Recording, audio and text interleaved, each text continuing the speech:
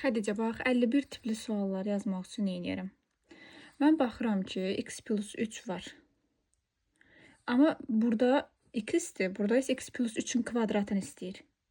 Bunun üçün mən x plus 3-ün kvadratını yaratmağa çalışacağım.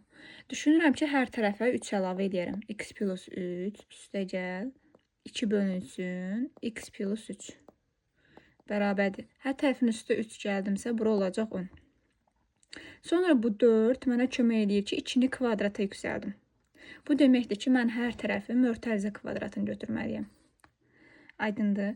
O zaman necə olacaq ifadə? X plus 3-ün kvadratı üstəgəl 4 böl x plus 3-ün kvadratı üstə gəlinsin 2 vur x plus 3 vur 2 böl x plus 3.